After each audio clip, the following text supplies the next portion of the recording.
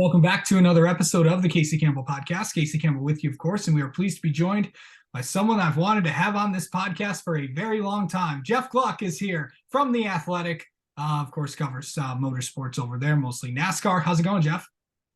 It's going really well. Thank you for inviting me. And I feel bad that it's funny how like sometimes I'll be like, oh, I really need to get on this podcast and find the time.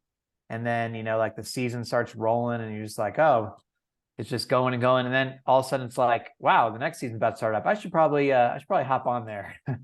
So I'm glad you invited me back because the timing's good right now before everything gets like too crazy. So thanks for having me. I appreciate it. So let's talk. Obviously, and again, this just writes itself. Obviously NASCAR came out with a bunch of rule changes for yesterday. Obviously, obviously the highlights are no stage cautions at road courses are gone.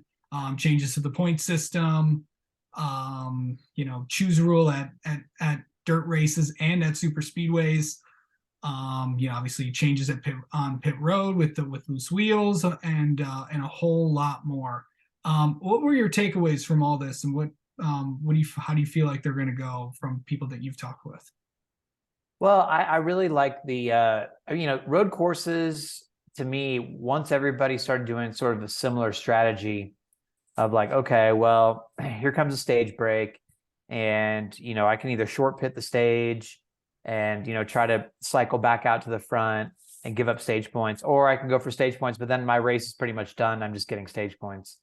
It took away, I think, some of the fun of road courses, which is, you don't know when the cautions are going to come out, right? And you could say the same thing for ovals in a way, but I think that I kind of like the stages on ovals. I guess I could see both sides of it. I've gone back and forth, but I don't think there's like, I'm not saying, oh yeah, just keep the race going at ovals, but I think road courses, it was definitely like, yeah, like I think there's a strong case to be made for that. So I'm glad that NASCAR did that. And the reaction I've seen so far from fans has been pretty much unanimously like, okay, good. Thank goodness. Like this is something we really wanted to see changed.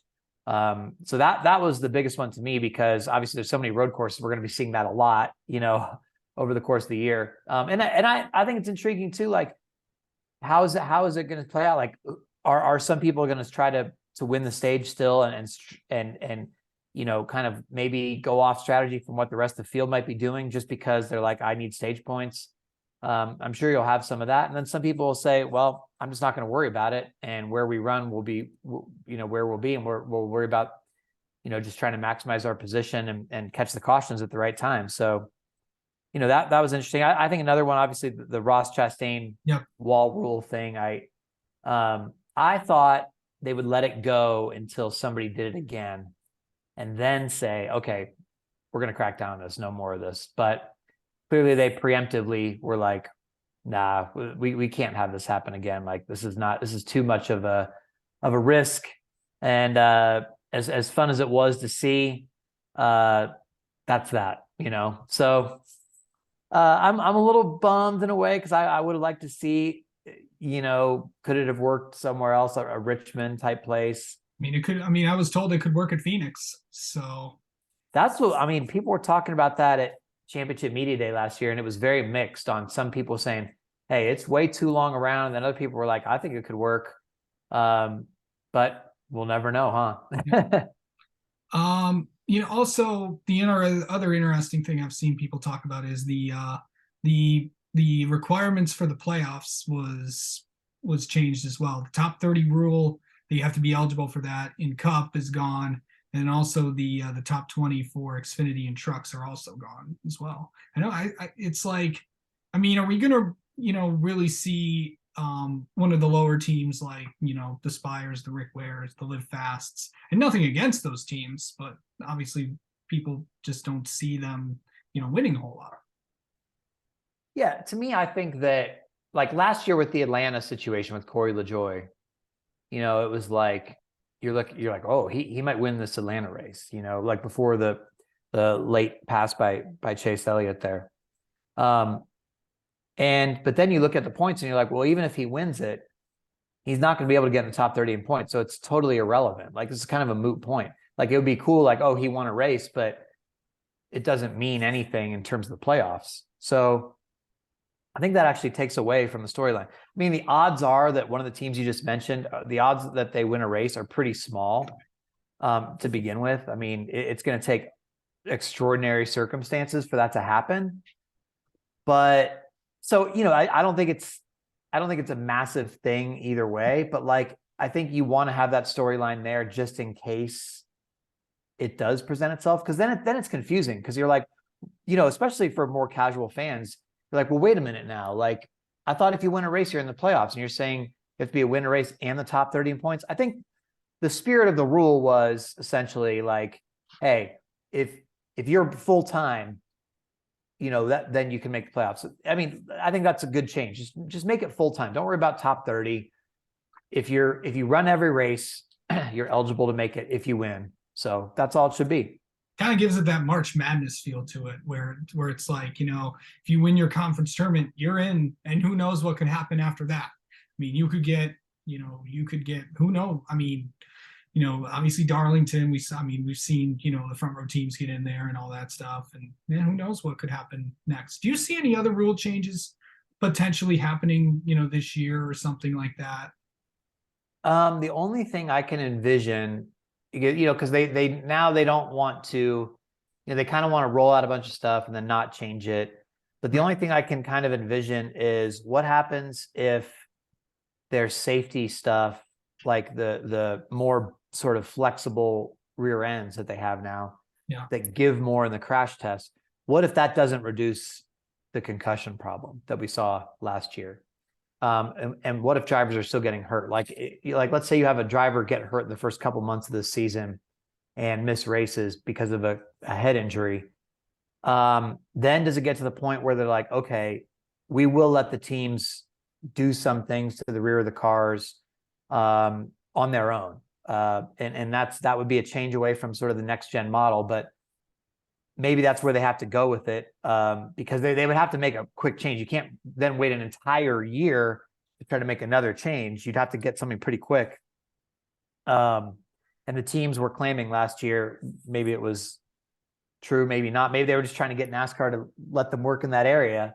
But, they were saying, oh, we can fix it really fast. So that's the only thing I can think of now, though, because otherwise, I really think NASCAR typically doesn't want to change too many rules during the season. The one thing they did say that was they're going to try that expanded restart zone for the first 5 races and then see what they want to do with it. Maybe it sticks around, maybe they tweak it, but there's so much laying back and then timing when the leader would go, because the restart zone was not very big. So now if it's a longer restart zone, the leader's going to have much more control, and somebody that's trying to lay back is not going to be able to just stick with the leader as easily, which is, that's too much of a disadvantage for the race leader, I think. So I'm fine with that one too. Do you see like any changes to like practice, practice and qualifying and stuff? Do you see maybe NASCAR giving more practice time or something like that? Because I think only like 30 minutes or something. I know some teams have said yes, give it to us, or I mean, obviously I see no, because you're obviously spending less time at the track, is less days. From people that you've talked to, where do you think that stands right now? I think the balance is okay. I mean, it's not much of a real practice, right? It's just like a shakedown session almost. And when they call it practice, it's almost a misnomer because of that, because it's not like you have time to make a run, come in the garage, do a big setup change, go out for another run. I mean, you practice, to see that your car, the wheels aren't going to fall off your car, that your car can make it around the track, and you make a few laps and then you qualify, right? So, I think there's something to be said for some of those longer sessions at times, but at the same time, like if they're already starting to put out, races through April or whatever in terms of what the weekend schedule is, and that's what it says, I think at this point, that's what they've told the teams about travel arrangements and about the logistics of weekends. And I would assume too that the teams themselves aren't necessarily clamoring for that kind of stuff. I mean, they've all got their sim sessions now, and that's, I mean, I know that's not the same as having a car on track, but you could do a lot in those sim sessions. And they at least have some practice. I mean, again, it might not be a ton, but it's something. And then it's all packaged with qualifying to have sort of that neat TV window. So I think it's okay. I mean, I guess I'd sort of prefer more on-track activity from a fan perspective, just to give people more of a reason to come out for the whole weekend. But also, there was a lot of years, Casey, where I was sitting at the track and, you'd have 2 practices on a Saturday and practice and qualifying on a Friday and 2-hour gaps between each one or something. And you're just sitting there, you're like, what are we doing? Like, we really need to be here for 3 practices at Talladega when nobody's even really going out. And Makes a lot of sense. yeah, so I think you could have a little bit more, but I'm also fine with how it is. Yeah, I think more fans are just kind of accepting it, isn't the fact there. Let's talk about the TV deal for a sec. Obviously, this is a big year in terms of that, and obviously the report from Adam Stern came out this week saying that they basically want double what they asked for. I think around 16 to 18 million dollars. I saw. So where are we at in terms of that? And I know I don't want to ask this, but I don't think how confident are you about getting a deal done or something like that? And where could you see the coverage heading for in 2025? Well, I think NASCAR has gotten sort of I don't know if lucky is the right word, but extraordinarily good timing, I would say, with their last couple TV deals. I mean, because if you think back to the last one, it was right when like Fox and NBC were trying to start up their own sports networks and really make that a thing and force the cable companies to carry them. And everybody thought that was going to be the future of the way TV was going. Like, okay, well, we have these sports only channels, and if we have live programming on them, they'll get big enough that we'll get all these carrier fees and all that stuff. And maybe for the first couple of years it was okay, but obviously now to the point where NBCSN doesn't even exist anymore. And obviously we all know everything's going streaming, and it just happens that right now NASCAR is about to do another negotiation. So just as streaming's picking up, just as the last deal was, and those networks probably would feel like they overpaid the last time, somebody's probably going to overpay this time in a way, like, because you have to build up, like, if everybody's trying to get you to do their streaming service, then you have to stand out. You have to get subscribers some way. I know I was a holdout on Peacock until the NBC portion of NASCAR last year. And then I finally started subscribing to Peacock because I was like, okay, well, I got to watch these, now they're going to put some practices or stuff on here, a post-race show. Okay, I'll pay for it. So if you're Amazon, Apple, whoever, and you're like, hey, let me, I'll pay a little bit extra so I can get these viewers on here. And then you forget about it too. I was just looking at my bills this morning, and I'm like, hey, I'm still paying like $6 a month or whatever it is for Peacock. I'm like, do I really need to be like, I haven't opened it since the NASCAR season ended at all. I didn't use it to watch the Rolex. I know some people used it for that, but like, I'm like, I should just cancel it, but I've still been giving them my money. So like, even if, like I've seen it floated out there where like, okay, let's say Amazon comes on and takes like the old school sort of TNT style package, like a midsummer thing, right? Well, if somebody starts paying for that, they're probably not going to cancel it because you forget that you have these recurrent subscriptions to stuff. And so they're still getting their money, even though they're not broadcasting it year round, right? So yeah, I think look, if I was NASCAR and that people are going streaming anyway, I think you'd get some resistance about it, especially the old school fans who are like, I don't even really, they didn't even like cable, and they're not going to know how to use their computers or their, Apple TV or whatever to set something up. And so you might lose some viewers that way, but at the same time, like, that's the direction things are going. And if you can get somebody to pay for it, and you could be associated with a big brand like an Apple, I mean, like, if NASCAR could be associated with that, like the MLS is with Apple, I mean, I think that there's a lot of clout that you can take from that. So yeah, it's all interesting. Yeah, it is.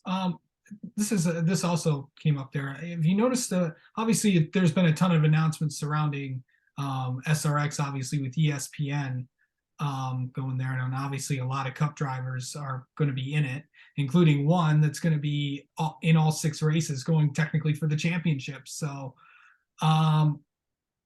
what do you think about like Baldy's Cup drivers heading over to SRX, because obviously they're aligned with the Cup Series? Obviously, I think I'm going to try to be at one when I go to Berlin out in the west side of the state, in Michigan, in advance of the Michigan weekend. So, what's that been like? Yeah, I think that's really, them moving to Thursdays is very intriguing because it's certainly open. I mean, you've seen already, right? Like all these Cup, Hamlin now also just was announced, at least is doing a one-off race. You've got Kyle Busch, Harvick, Keselowski, as you mentioned, full-time, Haley Deegan, full-time. So typically, if the races were still going to be on Saturday nights, you're not going to have that because even if it was close to another track where NASCAR was on a Saturday night, drivers, I don't know if they want to stay out super late or risk a rain delay or something, going weird with travel or whatever. And then you have to race the Cup race the next day. It's just not, sort of conducive to your day job. But you put it on a Thursday night when typically, Fridays are now off for Cup. I mean, people travel on a Friday to the track and then they practice Saturday and qualify Saturday. So, that's a smart move. And for SRX to sort of have sort of companion-ish, close enough races to those Cup weekends is another smart move. And those big names are certainly going to help. So I imagine ESPN's thrilled because they probably didn't have to pay like that much. And every time one of these big names signs up, at least that's like, they've had big names in the series, but it's sort of been like a senior tour in a lot of ways. And if you can have like relevant, current drivers more than just like Chase Elliott one-off appearance or Ryan Blaney one-off appearance, hey, what's going on in the summer on Thursday nights, really? I mean, especially racing wise, I mean, that's a great opportunity for people to tune in. So seem to be making some good moves there. I like what they're doing. Yeah. Let's I always want to I get to ask the questions I've always wanted to ask you. The schedule for next year. I know a lot of people always talk about that, and obviously I know that they've said, I think, bigger, bolder, I mean, sweeping changes. What could we possibly see in the 24 schedule? I know it's way too early before that gets released, but is there anything that you have heard, or what should we expect? Well, I mean, the first couple of things that come to mind are the exhibition races because you don't know the future of those, right? Like the Clash came back for this year. You don't know, obviously they like the stadium concept, I think, but is it worth going back to LA again? I mean, you could make an argument for that, but you could also take it somewhere else to another stadium and I'm sure make a splash in whatever market that's going to be. Now it's kind of tough this time of year. Obviously, we were talking before the podcast started about how cold it is in our respective cities. So you're limited on where you can go exactly. But I think it's an interesting concept that you could go, can we take this somewhere else? And then North Wilkesboro also. I mean, this year everybody's getting excited about it. And obviously it's obviously going to be sold out, but what's the future there? Like, is that always going to be the All-Star race? Or do they start moving it around now to historic venues? Maybe you see it at a Rockingham's repaving, something like that, or somewhere else. Maybe you take it to, maybe you sort of follow the SRX model, right? Like because I went to, I've been to a couple of SRX races, or I guess 3. And, now I'd gone to Nashville Fairgrounds, and obviously that's already being pursued by NASCAR, but I had also gone to Stafford, and I thought, wow, this is a really cool, I mean, this track, I mean, you could sell this out for a big NASCAR race and have the big time feel of it, just like they're doing for North Wilkesboro. You get people excited. So you don't need 50,000 people there to put on a race. You can only have 10,000 people with an electric atmosphere, and it'll be a hot ticket and it'll be cool. So, I think there's stuff to be said for that. That seems to give them the most flexibility. And then, if Chicago Street Course is a success, do you try to do another street race somewhere? Do you try to go overseas? I mean, I think that to me, the big swings are new markets, new events, because that's what gets people pumped up. I mean, I was making a list that I did on The Athletic of like my most anticipated races coming up for this year. And I did the same thing last year. And I was looking back, and like last year, I was like, ooh, like Gateway is fairly high, even though it's like an older track and it's okay, you know, whatever. But it was like, oh, you know, it's an inaugural Cup race. It's going to have good atmosphere. Well, now it's, you know, they're going back there. It's fine, but it's the second year of it. So what's special about it? It's sort of just another race. I think the track promoters did a good job there, but you know, it's not the inaugural one anymore. The more you could keep things fresh and get people excited. I mean, it's as bad as that Kentucky traffic was that first year that they did it at Kentucky. You still had what, 110,000 people there or something. And imagine that by the time Kentucky closed, imagine getting over 100,000 people at that track. Like, no way. Like, this track stinks. Why is who cares about this place, kind of thing, you know? But it was just that inaugural first time. Like, that was the first inaugural race in like over a decade, I think, on the NASCAR schedule. So I think, you know, the more you can mix it up and keep it fresh, rotate maybe some races, that's what I would think that they are looking at.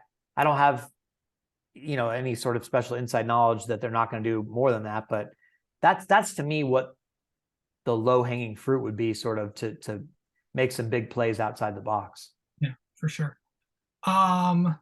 What are some of the things that, I know we talked about a lot of things, but what are some of the biggest things you're anticipating this season in Cup, Xfinity trucks, or really whatever? Or this could be outside of NASCAR, like, you know, the TV deal. That's a good question. I think to me, the thing that I keep coming back to is, what is the competition level going to look like? Because obviously, like, last season was sort of extraordinary, especially the regular season with all the different winners and filling up all the playoff spots for people that won races. And we hadn't seen that. And so much of the year was like, there can't be that many winners, right? And it was just like, oh, yep. More and more people kept winning. So I see it kind of going two directions, right? Like, one direction, it could stay that way. And then that sort of proves that the next gen car, the model that they're working with now, with teams not being able to build their own cars and all that stuff, that proves that it's working as intended, at least on the competition level. Because if there's still a bunch of parity, then I think that is going to be the case for years to come. Like, if now, but on the other hand, if we get to the first couple months of the season, it's like, oh, here we go. Hendrick or Gibbs or Penske or whatever, they have a big advantage and they figured out something, and the big teams are hogging all the races. And, you know, you're not seeing the same, you know, it's sort of like the more standard, okay, yeah, somebody's going to win 7 or 8 races and another guy's going to win 5 or 6 races. And, you know, it's sort of a more predictable, yeah, this guy's just fast, they've figured something out. Then I think, okay, well, I guess maybe the next gen, maybe that was just 1 year where they were all trying to figure it out. And now the big teams went to work in the offseason, applied their resources, and back to normal. But I think whichever direction that goes, and I'm not sure which it's going to, but whichever way, that's going to say a lot about the future, because I think this year is sort of going to be telling for what happens after that.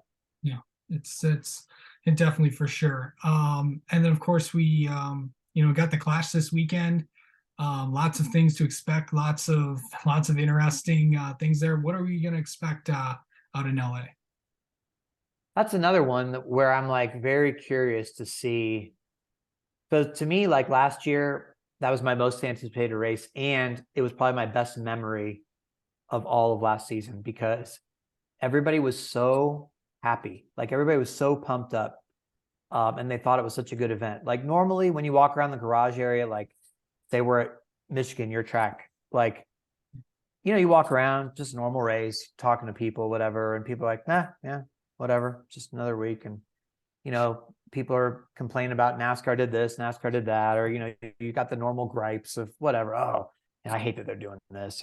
But like, you know, for an inaugural event, for a type of event last year that had never been tried before, it would have been a perfect opportunity for the drivers to go, this is stupid. Like, why are we here? Like, you can't even race on this track. It's too slow, whatever. But like, everybody was pumped.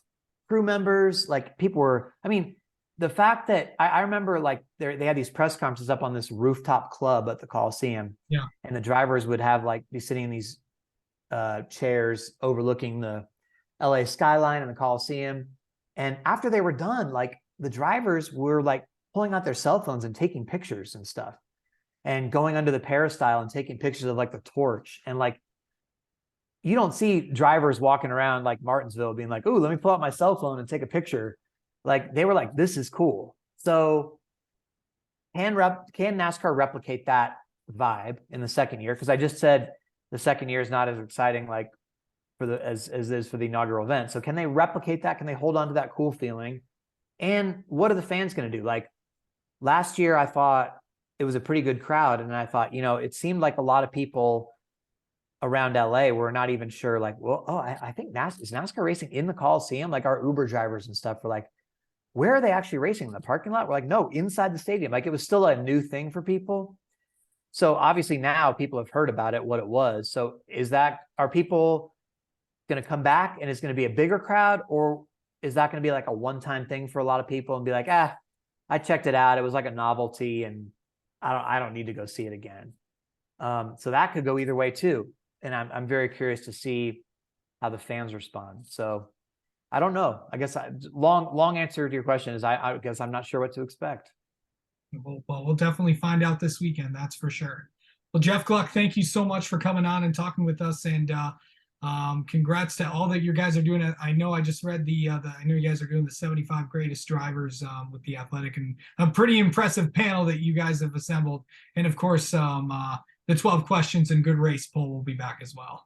So yes, those will. I wish I could find a better way to do the good race poll than putting on Google, but I don't trust Twitter polls anymore. Yeah. So you know, that'll be, I'm sure, people yelling at me in my Twitter mentions once again. But you know, everybody's yelling on Twitter about everything these days. So I guess it's just part of the game. But thank you, Casey, for having me and for inviting me. Even though I'm not very good at responding sometimes, I appreciate it. It's all right.